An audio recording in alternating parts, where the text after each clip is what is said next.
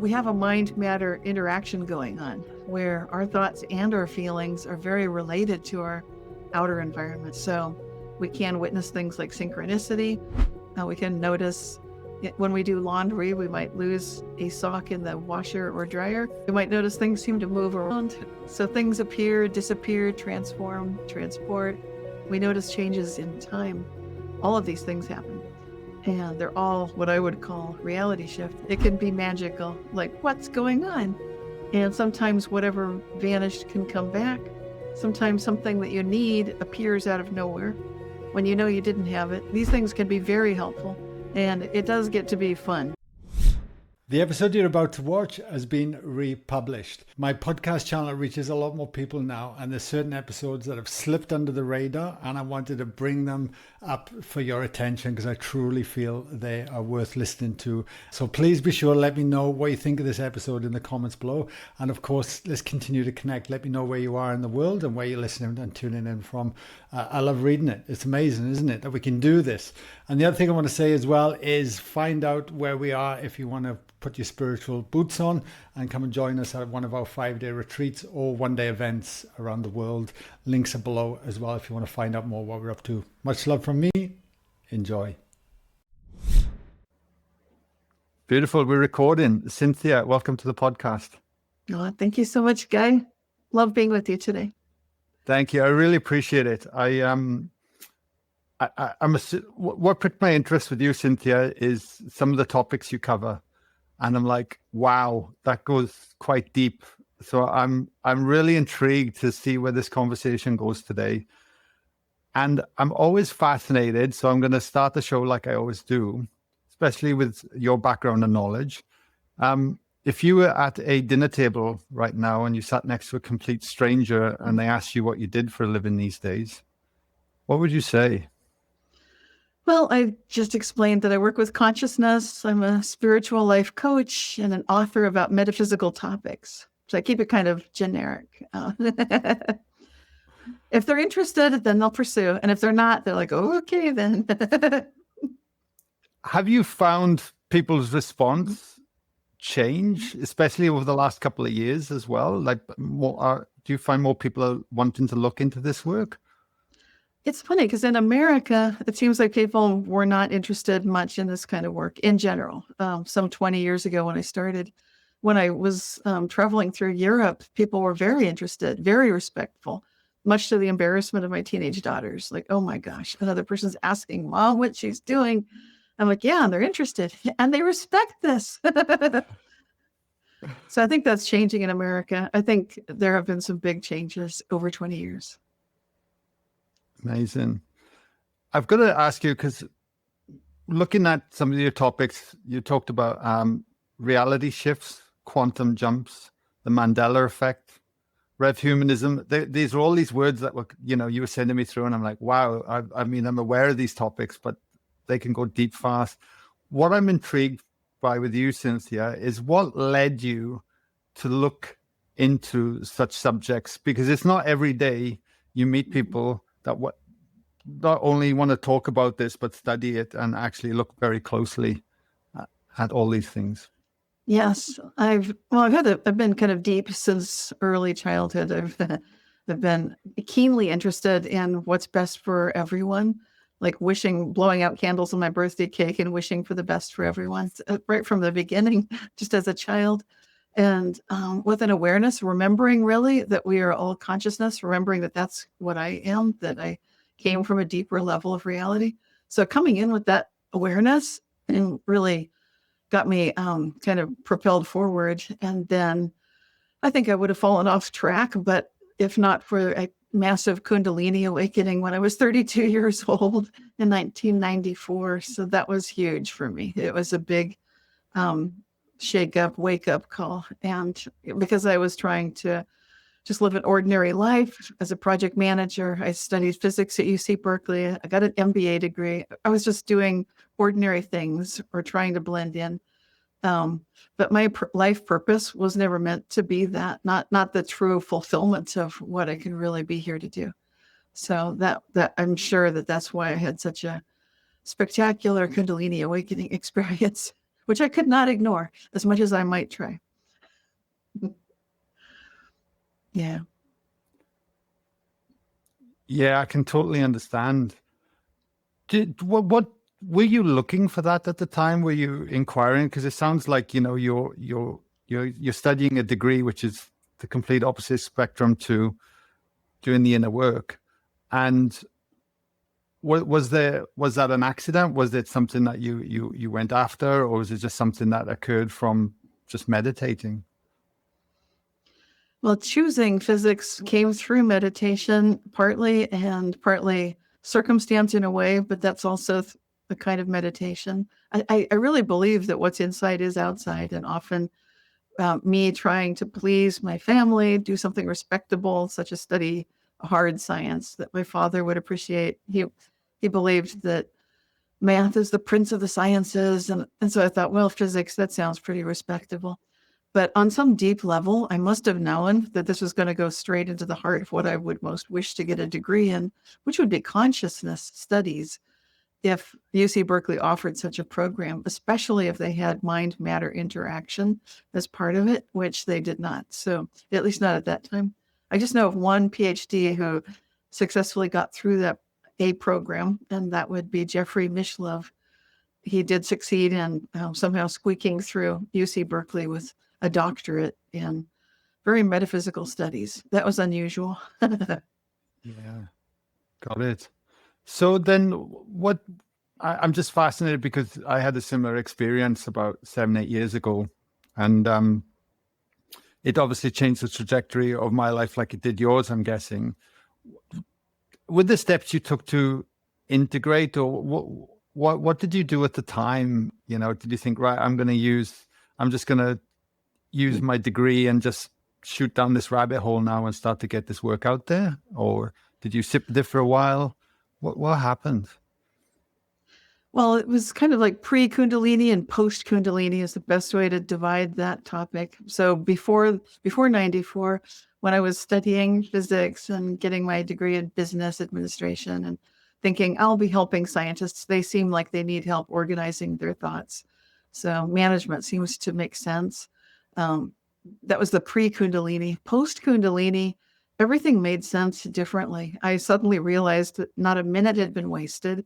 Everything I'd studied was very valuable, but not in the way that I may have originally thought. And the stuff that had to do with quantum physics that I loved so much when I was studying physics, what would be at the core of my forward work with metaphysics. So it started making a lot of sense, but it took me about 5 years to integrate that Kundalini experience and start coming forward. It takes time. Everything seemed to fall apart first. It does, doesn't it? It's amazing how much we don't realize that we've identified of who we are, what we think we are, and our roles, our name, everything just kind of can evaporate quite quickly, and then you begin to rebuild. But for me, you know, not to scare people, yeah, you know, I still think it's the greatest gift that could have ever happened, to be honest with you, because you start to, I guess you have a deeper connection with everything and everyone and the planet we live on. And from that space, builds more love and compassion, I found in my own journey. And it's been a beautiful journey from that.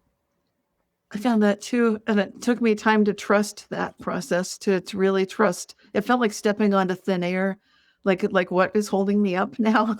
Like, because I'd been depending on this material, realistic paradigm, and now to totally trust intuition, to do everything based on that was really went against my my long patterns of consciousness, what had been trained into me through my family, through the culture. It just seemed like, wow, this is very different. But it brought me right back to being a child again and remembering that I had this early life experience of trusting basically angelic realms, asking a thought question, getting a thought answer, it would be correct, and trusting that more than pretty much anything else. And then after Kundalini, realizing I am returning to that, like, oh boy, like, because it felt like this will be hard to justify to people, hard to explain possibly. So it was kind of challenging. Yeah. Yeah, absolutely. And I want to mention as well, because I get the feeling that people might be listening to this going, oh, do I have to have this experience to then connect to everything? And I'm pretty sure that's not the case at all. No, no. Yeah, I don't think so. I think that for me, the Kundalini experience was necessary to kind of propel me to a level of involvement that I would never normally have sought. It would not have been something that would feel like part of my life trajectory. And because it was necessary, then I needed that kind of a wake up, shake up of the Kundalini to recognize that there are much deeper fundamental consciousness levels that are operating everything that we think is real, and to get a real inundation in that so that it became impossible to refute. Although I did try. I mean, I was trying to, in the initial phases, I'll admit, I was trying to push it away. Like, I think I'm losing my mind, you know? And embodying it. So maybe let's dive in there a little bit, because I heard you speak about the 9 levels of consciousness before. And I think that might be a nice place to take this conversation now from that point. Oh, that's deep. Yes. So please I dive do touch in. on it. Yeah, it's mentioned briefly in my book, Reality Shifts, When Consciousness Changes the Physical World, but I don't explain exactly why it matters so much to me personally or what happened. And you're right, you're exactly on it. It was part of the Kundalini for sure.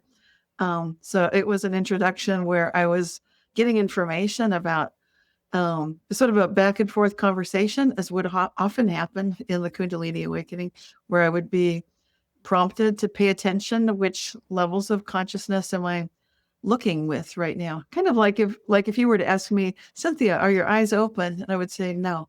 And like, now they're open. So it's kind of like that, but for paying attention to dimensional consciousness. And so I was getting an awareness that just like we play a piano on the keyboard, there are frequencies that we're playing from the low register to the high.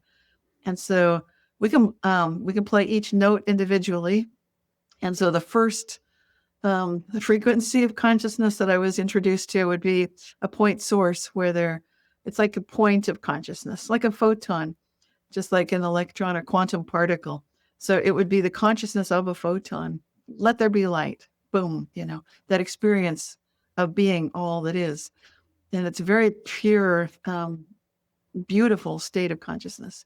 And then the second dimension of consciousness that I experienced was the dream, the photon's a dream. So it's realizing that now you can roam through space-time and you can dance back and forth from being everywhere at once to experiencing it as you flow, and then back to everywhere at once. And so it's really like being a particle or a wave. It's coming in and out of sleep, coming in and out of that dream experience. The third dimensional consciousness is our regular dimensions of space, like the X, Y, Z axis. So it's kind of 3D living. But actually, we usually dream. So we go through time as well. And then we have that same fun experience of deja vu, future memory, seeing things from meditation and recognizing possible futures, possible pasts, other people's lives, how we're connected, that sort of thing. And then the fifth dimension, and I was shown to look at my hands. So I'd be looking at my hand, I'd be going 1, 2, 3, 4. Now we're getting to 5. 5 is imagining 5 dimensions. And that's getting a little interesting. Like, what does that even look like topographically? Hard to imagine, but we feel it. This starts feeling like the astral body. Like, this is how, when we really travel, we know that we're connected to reality at a higher level. We're seeing more colors. The ranges that we're open to witness are getting broader. High sense perception is just natural. And then we come into the next hand. That's not an accident. That's like 6 was the next level that I came in at. 6 was very much the dream space of the 5th. There could still be, if I was to interact with other individuals at level 5, there might be disagreements. Dreaming together can help bring some shared coherence back to the group. But it isn't until 7, 7th dimensional consciousness, that really it's all thinking like one. It's built in. Everyone knows, oh, we really are all connected. let's all respect one another. And it's just so automatic, so beautiful, and never forgetting that we're always of this spiritual basis.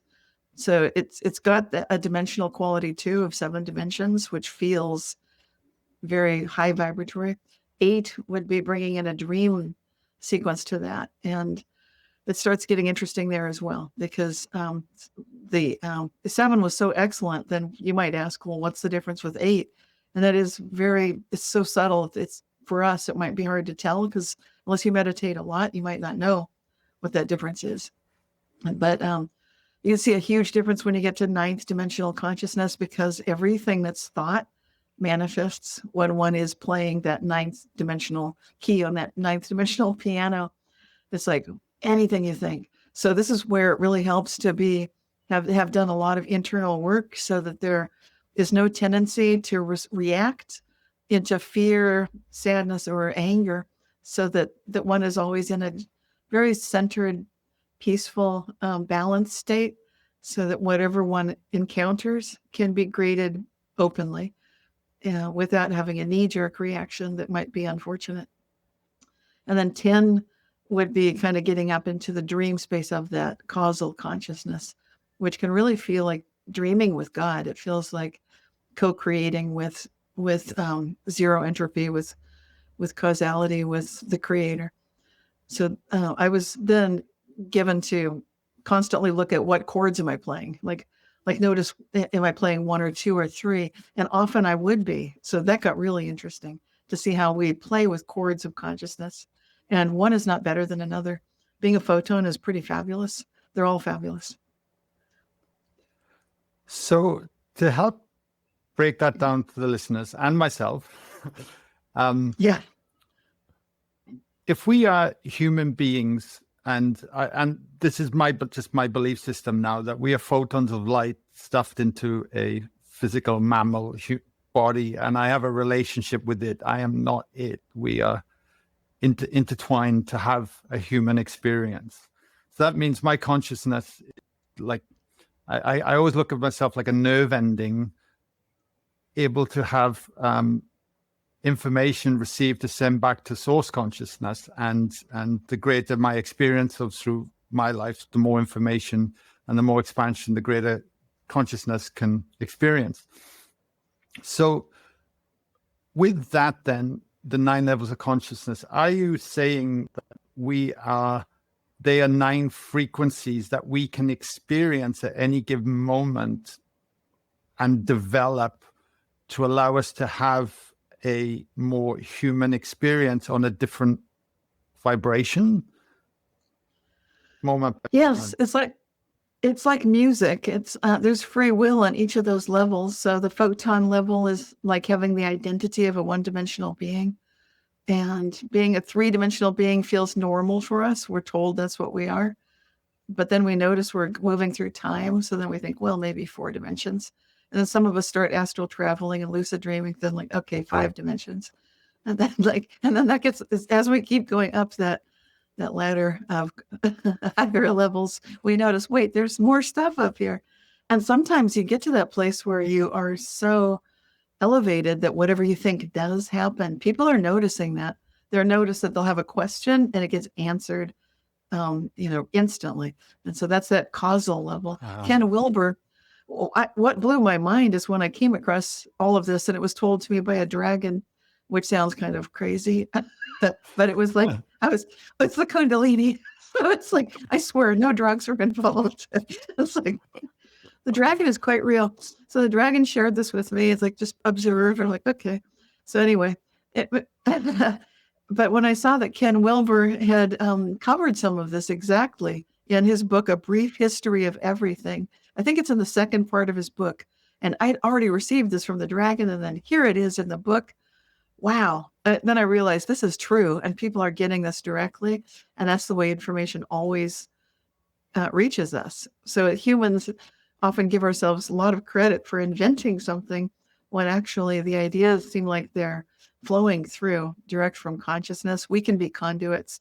We have free will. We can choose. But I think a little humility is in order for all of that. Isn't it so? Isn't it so? Reverence. as Yes.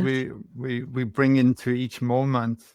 And I think that has been one of my greatest lessons, to be honest with you, right there, humility, and actually trying to bring in a beginner's mind to everything each day. And I fall from grace all the time. I forget to do it, but also it's there, and it's a fundamental shift I feel that has happened, because once you start to have these experiences, you realize there's a lot you don't know, and the more you lean in, the more you realize you don't know, and from that space, then we get to learn from a very different vantage point, and hopefully apply it in our lives, you know. Right. Well, applying is where we really learn it. I think it's like, it feels like then it becomes something hopefully we won't forget in any reality. It seems like there are all these possible or probable realities that we're moving through all the time. And we can access that when we play with these levels of consciousness as well. Well, let's dive in there next, because this is flowing along amazingly. So is this where you start to get into your book Reality Shifts from Yes, that space? So yeah, exactly. please explain. Okay. Well, I think most people have noticed that sometimes things that seem to move around of their own accord. It's like we might set our keys down or put something down, and then you come back and it's not where you thought you put it. So that would be what I've been calling reality shifts. And author PMH Atwater also mentioned reality shifts in her book called Future Memory. Both of our books came out in 1999. Prior to that, I have subsequently found Mary Rose Barrington from England. She had been documenting something she called just one of those things, or JOT. And so I want to give her credit. I didn't hear about her until only very recently. So for decades, I'd been dedicating my life's work to the subject of reality shifts. But obviously, she was tracking it back to the early 1900s. And I think she's got some recorded experiences that go back even prior to that. That's important, because this idea that we have a mind matter interaction going on where our thoughts and our feelings are very related to our outer environment. So we can witness things like synchronicity, which I would call a form of reality shift. We can notice when we do laundry, we might lose a sock in the washer or dryer. And we might notice things seem to move around. So things appear, disappear, transform, transport. We notice changes in time. All of these things happen. And they're all what I would call reality shifts. So it's an interesting experience when it happens, because if we stay in that beginner's mind, then it can be fun. It can be magical. Like, what's going on? And sometimes whatever vanished can come back. Sometimes something that you need appears out of nowhere when you know you didn't have it. It could be, I've had money come in that way, into my bank account, into my wallet. So these things can be very helpful. And it does get to be fun. So it doesn't need to be alarming or nerve-wracking. It can just, people tend to experience problematic reality shifts when they're energized but ungrounded, and then going through agitation of fear or anger. So it's kind of like a bad feedback system. And that's what it looks like to me. So that would be where they keep losing things. Things keep vanishing. They're in a big hurry. It's like, we have to go, we're late. And then they get angry, and then their item is missing, and then it's completely missing and nobody can find it. And it's what they consider a disaster. So I think this is a training ground for all of us to practice, because I think we're starting to see this collectively now in the form of Mandela effects, Which I'll definitely jump into in a moment. But so how do we then use that to our advantage? I'm kind of looking at it like bringing humility back into everything, and thinking that actually the outcome is not set in stone here. There is a potential to have a different outcome in any moment if I'm open to it. Would that be the right way of looking at it? Or yes. Oh, I love that. I like to retrain the brain to ask, how good can it get to, because it seems like we've inadvertently often picked up an unfortunate tendency where you'll hear people say this, like, what next? Like, now I lost my keys. Now I lost my wallet. Oh my gosh, what next? And it's like, okay, cancel that. Let's ask, how good can it get? And maybe you never know. And that really is the beginner's mind. It's really optimism. And it's getting into that state, like you said, the beginner's mind, where anything is possible and wonderful things are possible at any moment, including flat out miracles, which I've seen so many of. Wow. It just goes to show, doesn't it? And I catch myself still doing it. Sometimes you just somebody will suggest something to you, or when you have a lot of go, why didn't you just put it out there to the universe? And so often we can just shut things down before even just allowing to be. Well, it's like, why not? Why can't that be a different outcome? Why does it have to go that way? And we're such creatures of habit, and we do the same things over and over again every day, that we just then forget that there's so much more to it. There's so much more potential. There's so much more opportunity. There's so many other things we could be focusing on at any given moment, yet we are actually choosing this in this moment. It seems like we've sort of fallen asleep inside the dream, and we're now waking up. I think the Kundalini can wake us up, but so can regular meditation, or just listening to your podcast. Someone could be listening, and suddenly just this conversation can activate within a person that potential that they already feel is there to start experiencing some good things. That how good can it get mindset. Yeah, totally. Well, before we move on to Mandela effect, 'cause I'm definitely curious about, because that twisted my brain a bit when I first heard that.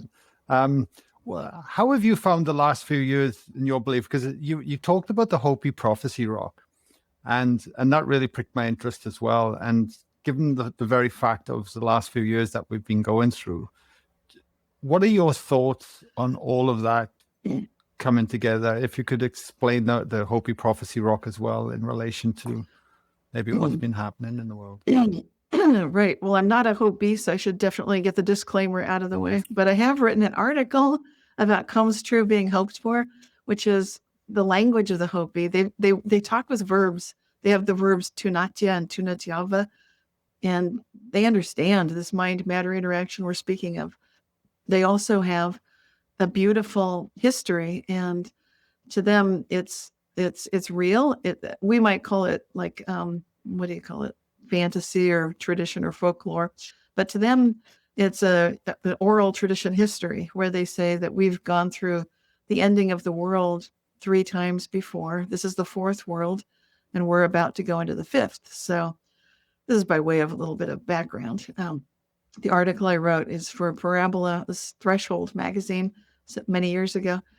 And I was fascinated by the Hopi, and well, it's a whole other story. But the key here is when you look at their prophecy rock, then you see one of the central tenets of their spirituality and of their wisdom, which is to show that we humans have always had a choice, and that we continue to have a choice, where the Creator gives us great possibility that we can continue living in harmony with the living things on the earth and with each other, and keeping our crown chakra, our kopavi, open so that we can have these spiritual experiences and also get guidance and intuition and ideas that we know may not be ours, but we can receive them. And then keep our hearts open too. That's really the beginner mindset, the beginner heart of the Hopi. And so when we look at the prophecy rock, we see down at the lower left, there's the Creator. And he's sort of offering to the humans, like, okay, you can proceed, and off you go. And so one path is kind of closer to the earth. And to me, it looks very basic with farming and working with, being a guardian for the planet, for the other beings, and really staying in a good, harmonious relationship that way. The upper level looks to me like these kind of robotic beings. They start off kind of looking like they're marching along and all shiny and looking like it's all going great, but then they just fizzle out and vanish. So I think people interpret this stone different ways, but I think it's agreed upon that upper path, it really vanishes, and that is not the recommended way to go. I think it's interesting that it looks like it literally turns into little AI robots and then vanishes like poof. Yeah. I think that's very interesting, because when people first saw this rock carving, we didn't have the idea of anything like Neuralink or artificial intelligence or Boston Robotics, all these things we have now. And who knows where that's going. But it seems clear to me that there is another alternative to transhumanism. So when I see the prophecy rock, I think, well, there we have it. We've got transhumanism, where people, for whatever reason, think they can put their brains into a cloud, which I would not recommend. I do not recommend that. Or we can stay in connection with each other. And I just came up with the term Rev Humanism based on this ancient Latin root of rev, which is revitalizing, it's regenerating, growing. It's a very natural word. And I think it's returning us to our roots of who we really are as spiritual beings. I stayed because I didn't know what else to do. I checked to see if you sent me an email, but I thought, No, you did the right. Okay. You did the right thing. Still recording. I'll send you a link as well. So hopefully I was just looking at my file, but if it should be fine. If not, we'll be able to retrieve what we recorded. Can you remember where you were? Perfect. Yes, I think so. Yeah, I was talking about the Hopi and yes. Mm-hmm. And the Rev Humanism. Yes. Maybe we pick it up from there. Yes. Just say when. Go for it. Go for it. Yeah. Okay. Go for it. Well, to me, Rev Humanism is very important for these times because it gives us a sense of the ability that we can take these ideas of being a photon in a meat suit, as you put it. I love that. And really revitalize ourselves. We can give ourselves hope through this connection with Creator, with zero entropy, with Source, whatever you want to call that. Because no matter what things look like, there's always hope. There's the ability for any situation to be transcended, and not by taking a shortcut and thinking that someone else will solve a problem, but instead by choosing to stay positive, choosing a beginner's mind, choosing to embrace uncertainty without slipping into a reaction of fear or anger or grief or sadness. Mm-hmm. So it's really an internal spiritual invitation. I think that Rev Humanism is presenting us with the opportunity to be the guardians for the earth, for ourselves, for one another, to move into this fifth world, and hopefully with minimal damage. I think by asking together, how good can it get? I know we can avoid a lot of just unnecessary drama and crisis. So we can sort of quantum jump, hop and skip our way forward together. It would certainly be nice, that's for sure. Are you optimistic with the future? I am. Yeah. And that's despite hardships. I did go through long COVID. So I did come down with an early case of COVID before it was supposed to be in the United States last week of January 2020. And then fortunately, I see it as a fortunate thing now. I got long COVID that was February 2020, and I had it through June of 2021 with the symptoms and the relapses and everything. But I consider myself fortunate because I felt like I could, by asking how good can it get, I kept seeing what the gift was in the challenge. Mm-hmm. And I think that's very key for those of us who are optimists, to be realistic. So this is not called blind optimism or stupid or foolish optimism.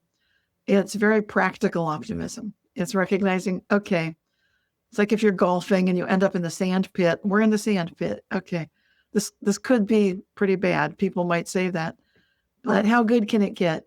What is the blessing now that we have long COVID or fell in a sand trap or lost our job or what have you? What is the blessing? What's the silver lining? What is the gift? What is going to come out of this that might never otherwise have been? And looking for that is what can make us truly beautiful gifts to one another. We are each other's treasure that way. I absolutely love that question. How good can it get? That's going to be my new mantra. I'll keep you posted. I'm going to stick it in places for the next months and where I see it most, and continue to remind myself, how good can it get? It's such a beautiful way of looking at everything. I love it. Thank you for sharing that. You're welcome. Okay, I'm bracing myself, but let's jump into the Mandela effect, because I know, let's loop back around to that point. And I'm also intrigued what pricked your interest into looking at that as well, because it's quite a theme. Well, my experience with the reality shifts, if you read my book, Reality Shifts, When Consciousness Changes the Physical World, you'll notice that was the first written report of a celebrity being alive again. I mentioned Larry Hagman. We don't call it the Hagman effect, although I've met a couple of other people that noticed he was alive again. But it's not such a big thing. Most people in the world, it didn't really trigger this huge tsunami wave of excitement. Like, what happened to Larry Hagman? Maybe one or two or three of us noticed. But that's okay. I thought it was astonishing at the time. It was so radical that I put it in the book because I knew for sure it did happen. And I wanted to give people permission to acknowledge these kinds of experiences, even though I don't think Mary Rose Barrington quite went there. I think she was mostly focusing on things. So her research didn't probably cover that, at least last time I looked. Sometimes things change. I'd be excited to see if her work now at some point might include people or animals being alive again. But I also included a story about a cat being alive again in Reality Shifts. So I had a person, I had a cat, and now we know that the term Mandela effect comes from people noticing around the year 2009 that there was sort of that tipping point where there were enough people finally noticing something's going on. There is something strange here, because enough people notice. We collectively remember that Nelson Mandela did die. We remember and agree on the specifics, that he was still imprisoned on Robben's Island. Some people remember all kinds of details, like the legal issues with his widow and so forth. And then the current reality is that he died, several years ago now, but not back in the 80s. So that's the big Mandela effect itself. But it's just one type of collective, different remembering. So a true Mandela effect is where a group of people would remember something differently. And with the research studies that I've conducted on reality shifts, it's always been a group activity. It's very, very frequently the case that two or three or more people together would remember something differently. This has been going on for a long time. So I think that Mandela effect was right there in my book, Reality Shifts. It's just that now we have a new name for it, and we're mostly focusing on the group side of things, whereas individuals might experience a personal reality shift or a personal Mandela effect. But it's the same phenomenon, basically.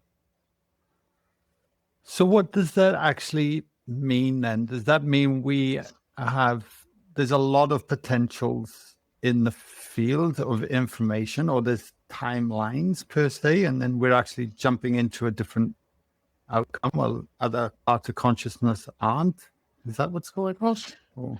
It's like we're playing with it right now, because most people, if you look at it, you can take these quizzes about Mandela effects that resonate for you, that might seem true to you, and other ones might or might not, depending on what you're paying attention to, what you're interested in, and so forth.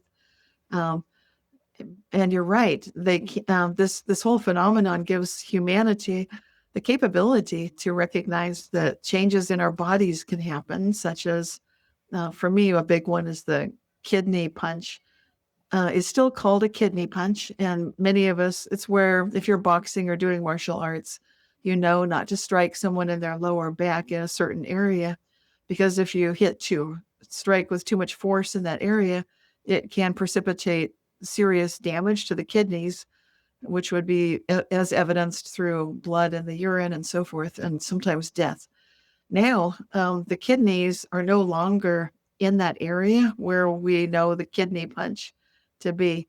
So it's kind of shocking. These kind of things are like, what happened? When you find out that the kidneys have moved upward to the relative safety of the rib cage, they're a little bit higher than they used to be. And it's such a degree that now surgeons will check on people's kidneys differently than they used to.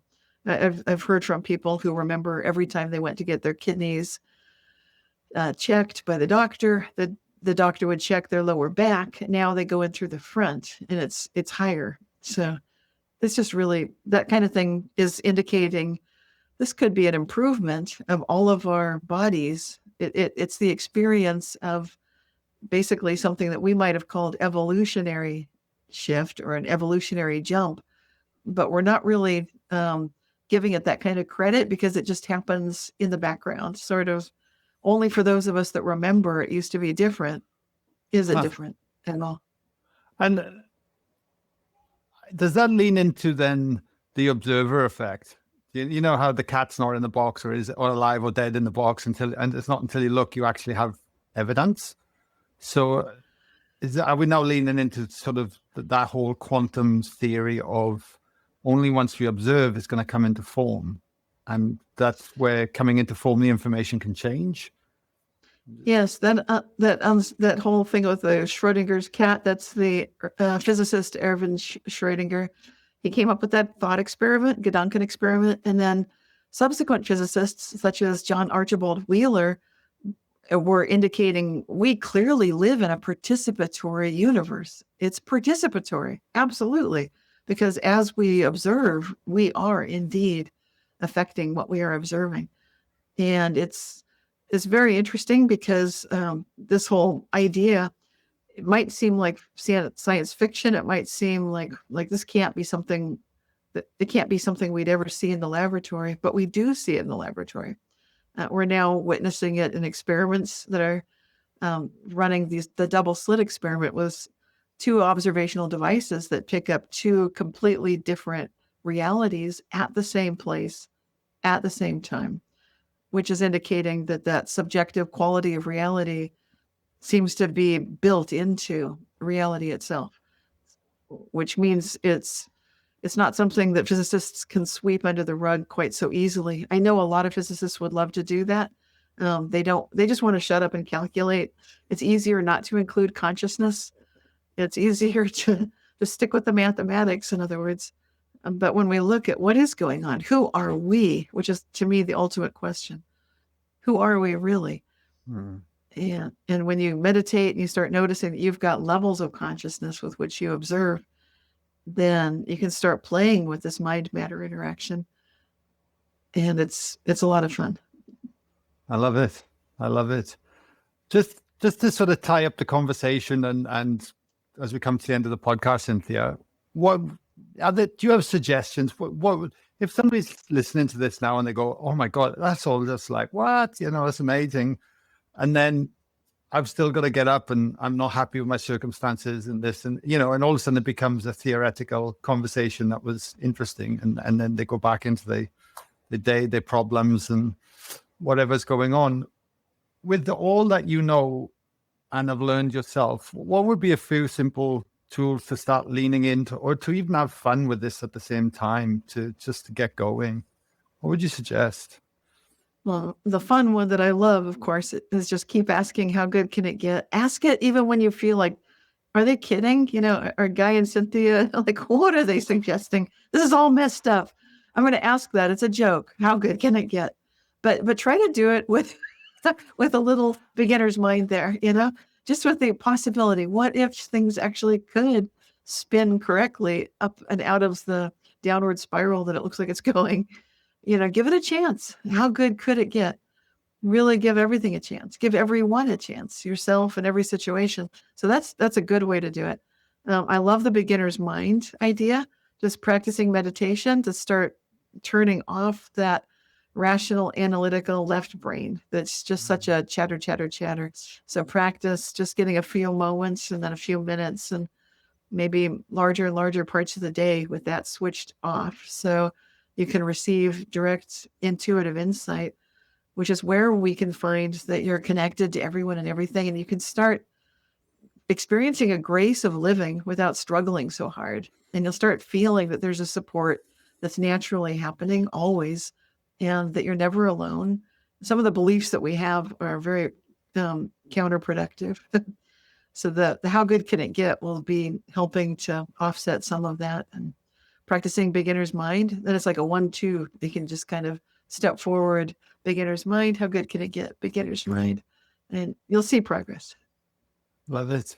Love it. And do you have any practices in your own life, or is it more now that you've embodied it and you kind of just live it? Or do you still have a regular meditation practice, or is it off and on, or what do you do these days? Yeah, I do. Well, I do a lot of different meditations. I like walking meditation a lot. I used to listen to music too, but lately I like listening to nature. So I just like to sit in the garden or meditate outside. It's beautiful that way, if the weather's good. And I like to meditate before I fall asleep. And when I wake up, so pretty much any chance that I can bring meditation into a moment, I like to do that. And one simple meditation is just a clearing meditation, observing just what's happening physiologically inside me and just relaxing, just clearing any kind of stress out, so that it's, again, feeling that beginner's mind beingness. So I just do several different types of meditation, just combining, breath and movement and imagination if I can. The Qigong types are wonderful. I like those too. Yeah.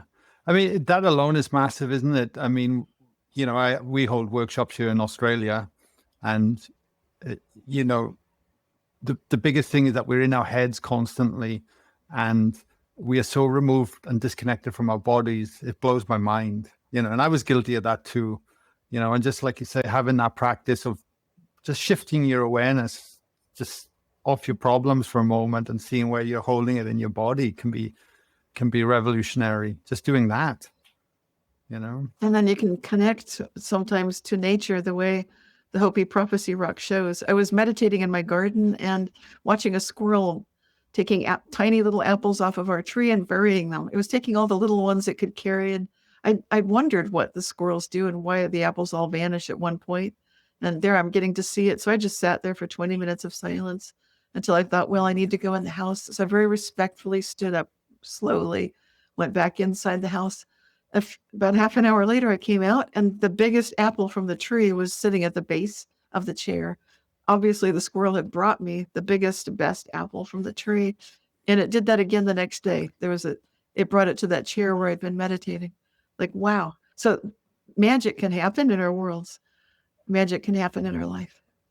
Absolutely amazing. It just makes me want to mention the book for listeners as well. That I just literally finished a book called The Secrets of Aboriginal Healing, and what a book! And I highly recommend people to give it a go. But they talk about dream time, and as part of that, and that is that because I was going to mention it earlier, but that's that mergence with the field, and they within the book, the culture had been just are not involved in.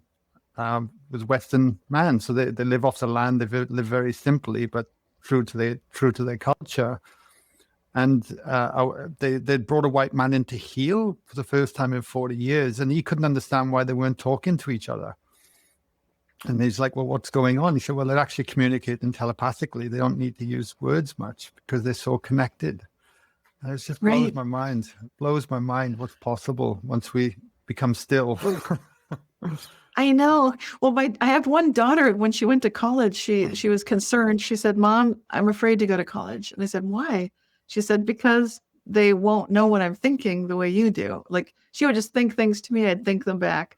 And she's like, "This is not going to work." I said, "You'll be fine." But she was really nervous. Wow. So we can bring that into our life too. It's here for all of us.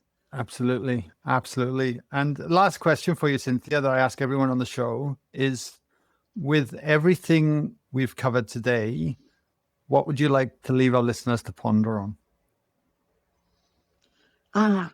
Who do you see yourself being? Who do you feel like you really are at all the levels of your being? How can you come to better appreciate, respect, and enjoy being you? Beautiful. Cynthia, thank you so much for coming on today. Where can we send people if they want to find more about your work, your books, everything that you do? What's the best place? Well, my website, realityshifters.com. I've got a monthly newsletter and free gifts for people who subscribe. And it's always an update that's fun with firsthand reports of reality shifts, Mandela effects, and all the latest news in those areas. Amazing. And your links will be in the show notes for everyone as well. So if you're on YouTube, Spotify, iTunes, doesn't matter. You just need to go into the show notes below and it'll all be there for you. Cynthia, thank you so much for coming on the show today. I love everything that you're about. It was an amazing conversation. And I'm pretty sure everyone that's still listening right now got a lot out of it as well today. So thank you, my lovely. Thank you. Thank you.